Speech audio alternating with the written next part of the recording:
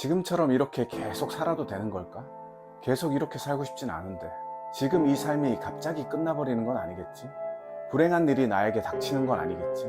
아직 하고 싶은 게 많은데 가끔이라도 이런 생각이 드는 분 계신가요?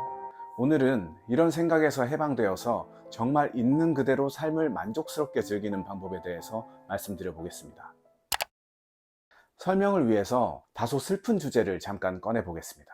재작년 말에 있었던 무항공항 제주항공 여객기 참사 기억나시나요? 분명 처음에는 사망자가 한두 명이라고 했었는데 얼마 지나지 않아서 거의 모든 승객이 사망했다는 보도가 있었습니다. 이 일이 있고 나서 몇 주 동안은 가슴이 슬프고 먹먹했어요. 울적한 마음이 떠나질 않더라고요. 2022년 이태원 참사도 기억하시죠? 저는 그날 새벽에 집에서 깨 있었는데 압사사고 현장을 보고 할 말을 잃었어요. 밤새 눈물만 흘렸던 기억이 있습니다. 저는 될 수 있으면 입 밖으로 좋은 말만 꺼내려고 노력하는데요. 이런 슬픈 사건을 언급하는 이유가 있습니다. 불길한 내용으로 들리신다면 너무 걱정하지 마시고요. 최종적으로는 행복을 이야기하기 위해서 꺼낸 말이니까 끝까지 한번 들어보세요. 앞서 언급한 두 사건 이외에도 우리가 지금까지 살아오는 동안 수많은 사건, 사고와 참사가 더 많이 있었어요. 그리고 이런 사건에는 공통점이 몇 가지 있습니다. 그건 바로 그 누구도 미리 예상할 수 없다는 점, 그리고 갑자기 찾아온다는 점입니다. 이런 말씀을 드리는 이유는 우리 삶은 모두 끝이 있다라는 말을 하기 위해서입니다. 아, 싫어. 듣기 싫어. 이러지 마세요. 너무 그러지 마세요. 누구에게도 달가운 말은 아닐 겁니다.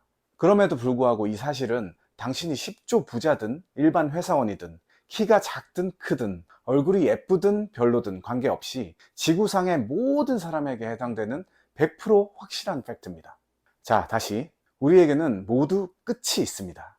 이거는 받아들이세요 라고 설득하기에는 너무나 당연한 사실입니다. 그런데 잘 생각해 봅시다. 끝이 있으니까 삶이 있는 겁니다. 자세히 보면 우리 생활 속에도 비슷한 원리가 많아요.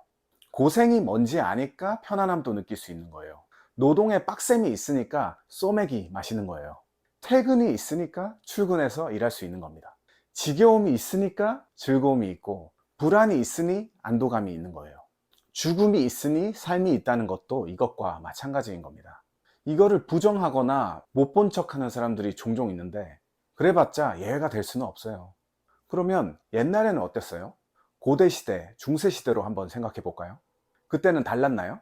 아니죠. 오히려 몇 년 살지도 못하고 조용히 사라질 확률도 아주 컸고, 어찌어찌 성인이 된다 해도 강도를 당해서 하루아침에 목이 베이거나 전쟁 나서 죽는 경우가 허다했죠. 그에 비하면 지금은 위험 요소가 말도 안 되게 줄어들어서 건강하게 오래 살 수 있는 여건이 크게 확보된 상황입니다. 상대적으로는요. 그럼에도 인간은 아직 너무나도 나약합니다. 기술이 아무리 발전해도 자연재해, 건축물 붕괴, 중장비 관련 사고 이런 거 막을 수 있나요? 거의 불가능하죠. 우리의 삶이 언제 끝날지 절대 알 수가 없는 거예요. 이걸 알 수 있다고 생각하거나 피해 갈 수 있다고 생각한다면 아주 큰 착각입니다. 그러면 이 고정된 사실을 받아들인 채로 불안에 막 떨면서 살자는 거냐? 이렇게 반문하실 수 있겠는데요. 당연히 아닙니다. 어차피 죽을 거니까 자포자기해서 아무 노력 없이 그냥 대충 쾌락만 좇으며 살면 될까요? 절대 아니죠. 오히려 그 반대입니다. 자, 지금부터는 밝은 주제로 이야기 나누시죠. 죽음이라는 결과가 정해져 있으니까 사는 건 의미가 없나요? 아니죠. 우리는 모두 그게 아니라는 걸 잘 알고 있습니다. 근데 어차피 결과가 단 하나로 정해져 있다면 왜 열심히 살아야 될까요? 이 질문 자체에 답이 있습니다. 우리는 삶을 건강하고 즐겁게 잘 보내길 원합니다. 안 그런 사람은 없을 거예요. 정해져 있는 결과에도 불구하고 그런 뿌듯한 인생을 살려면 결과가 목적이 아니라 과정이 목적이 되어야 한다는 것입니다. 몇 가지 사례를 좀 드려볼게요. 아주 가끔 한국과 브라질이 국가대표 축구 경기를 할 때가 있습니다. 근데 우리가 브라질의 축구로 이길 확률이 얼마쯤 되죠? 거의 0%에 가깝다는 것을 모두가 알고 있죠. 그러면 패배할 것이 확실한 결과가 이미 나와 있기 때문에 불행한 채로 경기를 뛰나요? 포기하고 막 대충 뛰나요? 아니죠. 절대 아니죠. 스포츠는 결과로 기록되긴 하지만 의미는 결과에 있는 게 아닙니다. 투지와 열정의 의미는 그 과정 자체에 담겨 있죠. 인생도 똑같습니다. 등산 한번 생각해 볼까요? 올라갔다가 다시 내려올 건데 도대체 왜 산을 오르는지 모르겠다는 사람들이 간혹 있습니다. 정상을 찍고 다시 내려온다. 이 결과는 정해져 있지만 산을 오르는 길에서 풍경을 보고 자연의 소리를 듣고 숨이 막 찼다가 다시 편안해졌다가 이런 다채로운 경험의 과정 자체가 목적인 겁니다. 인생도 똑같습니다. 어차피 쌀 거 왜 먹나요? 기력을 얻으려는 것도 있지만 음식의 오묘한 맛과 향을 즐기기 위함이 크죠. 직접 요리를 한다면 그 즐거움이 더 극대화될 테고요. 돈 벌어봤자 쓸 건데 왜 법니까? 돈을 쓰기도 하지만 모으고 불리는 경험을 쌓으면서 소비와 투자 감각을 기르고 인생의 더 큰 가치를 얻기 위함이겠죠. 사람 관계는 어떤가요? 어차피 어떤 방식으로든 헤어질 건데 왜 만나나요? 몸은 왜 씻나요? 어차피 더러워질 거. 여러분, 다 똑같습니다. 인생은 과정 자체에 의미가 있는 거고 과정 자체에 의미를 둬야 하는 겁니다. 저 지금 유튜브 하고 있잖아요. 저는 구독자가 5만 정도는 쌓였으면 좋겠습니다. 저의 이 바람을 결과론적으로 한번 볼까요? 현재까지 5개월 동안 유튜브 열심히 했는데도 아직 구독자 30명 정도밖에 안 됩니다. 그러면 이 바보 같은 놈 5만은커녕 5천도 될 수 없겠구나 하면서 자책하면서 포기해야 할까요? 아니면 반대로 생각해 보죠. 내년에 6만 정도 되었다고 가정해 볼게요. 그러면 와, 이제 목표 달성했으니 끝! 이러나요? 이 얼마나 재미도 없고 감동도 없는 발상인가요? 저는 단 한 명에게라도 도움이 되었으면 좋겠다는 생각으로 매주 영상 하나씩 올리고 있는데 이것만으로도 너무 뿌듯하고 즐겁습니다. 촬영도 그렇고 편집도 그렇고 아주 조금씩이라도 매일 발전하고 있는 게 느껴져서 그것도 참 기분이 좋아요. 근데 여기서 오해하시면 안 되는 게 목표와 결과가 필요 없다는 게 아니에요. 목적을 설정하고 그것을 향해 나아가는 것은 당연히 중요합니다. 다만 그 결과의 상태가 집착하고 매달리는 대상이 되어서는 안 된다는 거예요. 목적을 달성하기 위한 작은 목표들을 이루는 과정이 있습니다. 이 과정에 집중하고 또 즐긴다면은 그 목적은 막연한 미래가 아니라 이미 나에게 일어나고 있는 현실이 됩니다. 과정에 충실하면 이런 확신이 저절로 생기게 돼요. 현실하고 미래를 저 멀리 떼어두고 볼 게 아니에요. 이 두 개는 서로 붙어 있는 겁니다. 무슨 말도 안 된다고요? 저는 여러분들도 이거를 꼭 느껴보셨으면 좋겠어요. 저도 결과가 아닌 과정에 목적을 두는 게 처음부터 쉬웠던 것은 아닙니다. 대한민국에서 태어나서 자란 사람 중에 이게 쉬운 사람은 없을 거예요. 저는 10년 전만 해도 훌륭한 사람이 되는 길, 가치 있는 인생을 사는 법은 딱 하나의 정답으로 딱 정해져 있는 줄 알았어요. 근데 20대, 30대를 거치면서 아무리 봐도 이거는 아닌 거예요. 수능 준비할 때도, 호주 워킹홀리데이 갈 때도, 취업할 때도 대다수의 사람이 그냥 어떤 공략집 같은 게 있는 것처럼 진짜 마치 게임을 하듯이 그렇게 행동을 하더라고요. 아시겠지만 지금도 그런 사람 많습니다. 근데 저는 이게 진짜 좀 아니더라고요. 그렇게 살아가면 그게 나인가요? 너인가요? 그녀인가요? 그인가요? 그들인가요? 누군가요? 나는 나인 겁니다. 그러면 어떻게 살아야 내가 나일 수 있을까? 이런 생각이 들더라고요. 그 답은 과정에 있었습니다. 애초에 남과 똑같은 결과를 추구할 필요가 없고 공교롭게도 똑같은 결과를 추구하더라도 그 과정은 모두 다를 수 있는 거였어요. 내가 스스로 만든 나만의 방식과 리듬으로 살아가니까 그렇게 사는 삶 자체가 나다운 나를 만들어줬어요.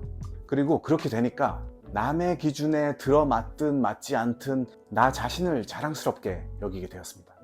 또 그러니까 자연히 과정에 충실한 인생 그 자체로 이미 만족스러울 수밖에 없게 되었죠. 시행착오도 많았고 노력도 많이 했습니다. 물론 지금도 계속 노력하고 있고요. 그럼 제가 저만의 방식과 리듬을 만들기 위해 쭉 해왔고 지금도 계속하고 있는 노력이 어떤 게 있는지 소개해 드릴게요. 먼저 큰 덩어리로 말씀드리자면 운동, 독서, 글쓰기입니다. 첫째, 운동을 통해서 몸을 깨우지 않으면 정신이 깨이기 어렵고 그러면 결과에 대한 집착에서 벗어나기 어렵습니다. 꾸준한 운동을 통해서 조금씩 성장하는 느낌과 호흡을 감각하면서 과정 자체를 즐길 수 있게 됩니다. 저는 수영, 러닝, 테니스와 같은 유산소 운동을 추천드립니다. 둘째로 독서입니다. 모든 유익한 콘텐츠는 기본적으로 언어로 이루어져 있고 언어로 설명된 어떤 내용을 따박따박 흡수할 수 있는 건 독서가 최고입니다. 근데 저는 영화나 다큐멘터리 같은 영상 콘텐츠도 추천합니다. 언어에 시각 콘텐츠가 추가되면 나다움을 쌓는 데 또 다른 형태로 도움을 받을 수 있기 때문입니다. 빠른 시일 내로 구독자분들과 독서 토론, 영화 토론 이런 것들을 즐겁게 진행할 예정이니까 참고해 주세요. 셋째, 글쓰기입니다.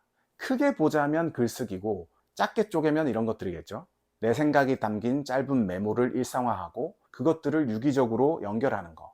읽은 것과 시청한 것을 그대로 날려보내지 않고 배우고 느낀 거를 기록하기. 한 달 다이어리 작성, 셀프 매뉴얼 만들기. 뭐 이런 활동들이 되겠죠. 사실 세 번째라고는 했지만 제가 가장 중요하게 여기는 활동입니다. 나만의 기준과 리듬을 만들기 위해서는 언어로 표출하고 정리하는 과정이 필수적이기 때문이에요. 참고로 독서는 온라인과 오프라인 모임으로 모두 진행할 예정이고, 글쓰기와 메모 연결 관련해서는 앞으로 제 채널에서 차근차근히 하나씩 소개해 드릴 예정입니다. 나다운 방식과 리듬으로 후회 없이 살아보고 싶다고 느끼는 분들은 구독해 주시고 함께 해주세요. 그리고 내가 뭘 원하는지, 내가 어떤 사람인지 잘 모르겠고 어떤 가치관으로 어떻게 살아가야 될지 도통 모르겠다는 생각이 자주 드는 분들이 계실 거예요. 그런 분들을 위해서 나다운 발견 기초 강의를 무료로 제공해 드리려 합니다. 관심 있으신 분은 고정 댓글에 신청 링크 걸어 둘 테니까요, 편하게 들어보시면 좋을 것 같아요. 자, 그러면 이런 활동들이 저에게 어떤 효과를 가져다 주었을까요? 우선 나의 내면 세계가 엄청나게 큰 무궁무진한 우주와도 같다는 것을 깨닫게 되었어요. 이것만으로도 인생 자체가 바뀌었다고 할 수 있을 정도입니다. 서두에 말씀드린 내용 기억하시죠? 조금 우울했던, 누구의 삶이든 끝이 있다는 내용이요.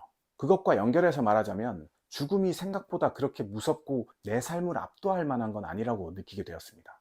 지금 내가 나아가고 있는 이 과정 자체에서 충만함을 느낄 수 있다면 그걸로도 후회가 없다는 느낌이 빵빵해졌으니까요.